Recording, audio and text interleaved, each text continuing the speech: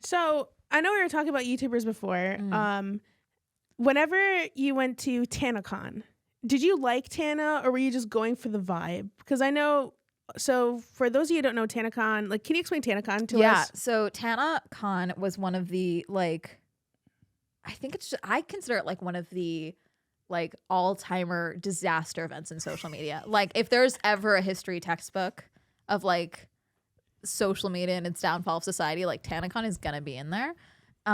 So basically what it was is there is this YouTuber named Tana Mongeau who is still on the scene, and she was known as like the wild child of YouTube, okay? And she's like a couple months younger than me, but she had been banned from VidCon for a variety of reasons. And she made a video calling them out and then was like, we're going to do a meet and greet at the same time as VidCon. And her tour company at the time was like, let's just do TanaCon. And so they planned it in a month. She was in Hawaii for 2 weeks of that month. And I went because I had just started my I Tried It So You Don't Have To series, which is basically what I still do now, which is literally me going and reviewing things. And which is really cool. It sets you apart from like a lot of the other people because you actually are there. Yeah. Know?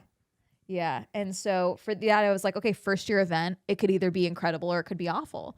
And it was also the first event that Shane Dawson was going to be at in literally, I think, 5 years, because he stopped going to events altogether because of his social anxiety, because he was just getting too big. And so the fact that he was going to be there, I think that's why most people were there. The lineup was like, it was like Bella Thorne, Shane They were Dawson, dating at the time, her and Tana. And Colleen. Yeah, Colleen, a bunch of other YouTubers that had just been told, like, listen, you're too not family friendly for VidCon, because that's when VidCon was very family friendly.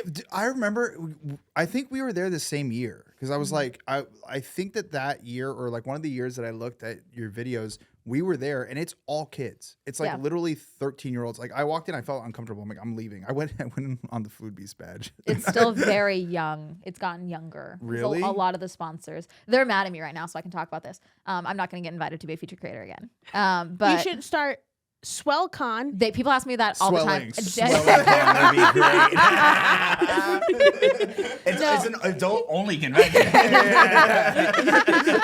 No kids. There's not going to be any kids. There's that problem. But basically, it was like, the whole point of TanaCon was that like, oh, everyone's a featured creator. And then there was, so featured creator, which was a free ticket. And then there was featured fucking creator, which was $75 VIP. And the thing is that free tickets sold out immediately. And I was like, okay, I'll buy a ticket so I can the paid ticket so I can review the full event. And then I get there and everyone I speak to has a paid ticket. But the funniest part is that like the night before, I'm like planning all this out. It's gonna be a 2-day event. The night before, we get an email that includes that they moved the timeline. So like, oh yeah, doors open at 10, but you can start lining up at 6 a.m. Which originally they said we couldn't line up until like 8. Where was this at? This was off of Harvard Boulevard, literally like a block away from VidCon. What hotel was it at? It was one of the Marriotts, one of the smaller Marriotts. Not gonna house that many people. Oh my God. They basically sold tickets before they had a venue, which is one of the mistakes that most events always make. Jesus. I know that Marriott. So I don't remember this happening, but I was like reading like tickets were free, but then like they made it $1. Like, yeah, so you had to pay like the taxes. Yeah, okay. Yeah. So that's the nature of just tickets now, especially in California. Yeah. But basically, the funniest thing about that email is that, and this is when I knew things were probably not going to be what they were sold as, because Tana would just tweet things like, "Oh yeah, there's going to be all these goodie bags. There's going to be all this stuff," and I was like, "There's no way you can execute this like this." And this is like, I don't have this type of experience with events, but I had helped my dad put on events and things like that. So I was like, okay. But the night, that email where they told us to change the time, at the very bottom, it said, "And remember, no refunds, smiley face." And that was the end of the email. Yo, that's like a fuck you. Hey, yo, and remember, no refunds. It was like the first Fire Festival, but for YouTube. It was so, I was like, oh, this is going to be insane. So I probably got in line around 6:30, 7 a.m. I didn't get in until 1 p.m. What? Were you like one of the first in line, or was there people in front of you? There was probably, I was one of, I think, 1,000 people that got inside. Okay. Because most people did not get inside. A lot of people that made videos reviewing it did not get inside, which is why my footage, if you've seen footage from inside the event, it's very likely it's my footage. Yeah. When I found out like Shane Dawson used yours in his documentary, I was like, what the fuck? I've still never met him. I don't think I want to.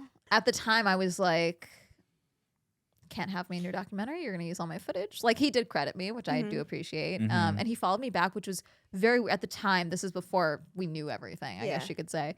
At the time, like, he followed me and I was just like, oh, damn, he followed me. Like, I just kind of tweeted that, as you do when someone big follows you and you originally I had 400 subscribers at this time. This jumped me to 5,000. Oh, that's crazy. Yeah, that was just the vlog itself that did that. And then, or no, was it God, what was it? Basically, the vlog itself got me a chunk of followers. And then I did a sit down. I tried it so you don't have to, like the way my format is now, where I basically just told everything that I couldn't get on camera. Okay. Or like translated the footage in like the way, storytelling wise, the way I do now. And that got me, so it was like 1,000 subscribers for the vlog. I got like 5,000 subs for the sit down. And so I was like, okay, that's where my value is. Okay. It's like, yeah, I'm there, but the way I can tell a story, that's where like the audience actually likes me more than anything. Which is crazy because a lot of commentary YouTubers, like the what's easy and hard about commentary is like you find a topic, you talk about it, but when you're actually going there, you're giving value that like nobody else has. You know, like especially you being at TanaCon, that's huge. I mean, Yeah, I've probably made more money on TanaCon than they lost on TanaCon.